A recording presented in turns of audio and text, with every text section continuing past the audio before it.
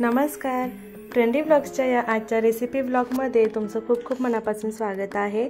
तर आज मी इथे ना लाडू बनवण्याची सुरुवात केलेली आहे। आता मकर संक्रांत जवळच आलेली आहे म्हणून म्हटलं चला आपण पण आता बनवून घ्यायचं। तर सगळ्यात आधी इथे मुरमुऱ्याचे लाडू बनवण्यासाठी मी एक माप सेट केलेला आहे।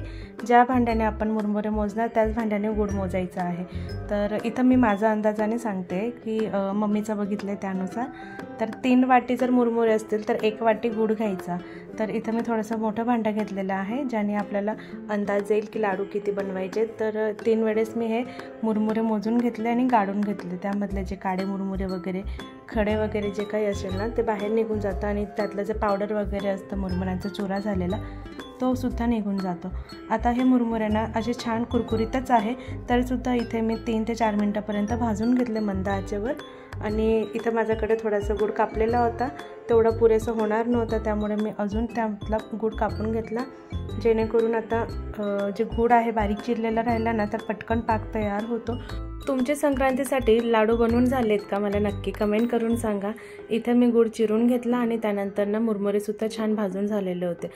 सध्या तरी लाडूसाठी मी गुळ चिरून घेतलेला होता, म्हणजे आता जितकं माप हवं होतं 1 वाटीसारखं तितकं मी गुळ चिरून घेतला आणि त्यानंतर कढईमध्ये ना 1 चमची तूप टाकून छान मिक्स करून घेतला। आता याचा पाक तयार होतो तोपर्यंत ना इथं मी एका पोळपाट्याला ना तुपाने ग्रीस करून घेतलं, कारण की बाकीचे जे आहेत ते लाडू बनवणार आहे आणि बाकीचे मुरमुऱ्याची चिकी बनवणार आहे। त्यासाठी आधी ग्रीस करून ठेवलं की पटकन काम होतं आणि जे पाक असतो ना तो पटकन गार झाला की तो कडक होऊ शकतो, त्यामुळे ना ही प्रोसेस आधीच करून ठेवायची। इथं पाक तयार झाला आहे की नाही हे आधी चेक करून घ्यायचं। थोडंसं पाण्यामध्ये ना 1 ते 2 थेंब टाकायचे।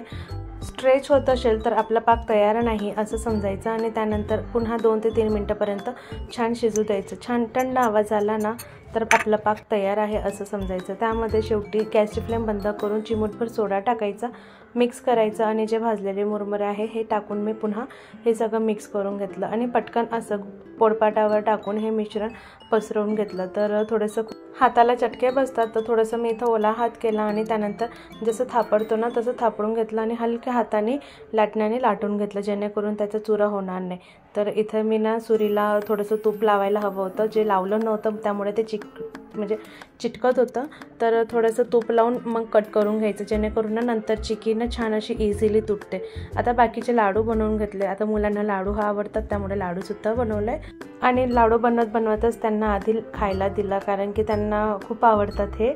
तर इथे इझिली ना आपली चिक्की जी होती ना ती पटकन निघते जर असे कट करून ठेवलं तर, आणि जिथं कट नव्हतं केलं ना तर मग ते शेपमध्ये होत नाही।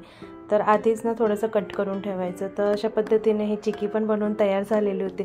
फक्त बनवायला ना कमीत कमी 10 मिनटं लागतात आणि जर जास्त वेळ आपण थोडंसं पाक वगैरे बनवताना किंवा मग पाणी टाकायचं नाही, पाणी टाकलं तर थोडा वेळ लागू शकतो। पण आता इथं ना मुरमुऱ्याची बनवायची होती त्यामुळे पाण्याचा वापर केला नाही जेणेकरून मुरमुरे नरम पडणार नाही। तर इथं माझे लाडू आणि चिक्की बनवून तयार झाली होती आणि मुलांना बॅकग्राऊंडमध्ये त्यांचं होतं की अजून मला एक खायला दे, त्यामुळे मी त्यांना म्हटलं की मला व्हिडिओ घेऊ द्या आणि त्यानंतर मी तुम्हाला देते। हेच कारण आहे की मी ना कुकिंग ब्लॉगमध्ये ना आता बरेच दिवसापासून लॉंग व्हिडिओ टाकत नाही आहे, कारण की काही बनवलं ना तर आधी मुलांना द्यायचं असतं मला आणि मग ते व्हिडिओ घ्यायचं राहून जातं। त्यामुळे मी सध्या तरी खूप टाळते कुकिंग ब्लॉगचं व्हिडिओ टाकणं। संक्रांत पण आहे तर आपण बनवतोय तेच तुमच्यासोबत पण शेअर करावं म्हणून हा व्हिडिओ तुमच्यासोबत शेअर केला। तर आजचा व्हिडिओ कसा वाटला मला नक्की कमेंट करून सांगा। पुढच्या व्हिडिओमध्ये ना मी तीळ गुळाचे लाडूसुद्धा बनवलेले ते तुमच्यासोबत शेअर केलेलं आहे, तर नक्की बघा। व्हिडिओ आवडला असेल तर लाईक, शेअर, कमेंट, सबस्क्राईब करायला विसरू नका। भेटू पुढच्या व्लॉगमध्ये। थँक्यू।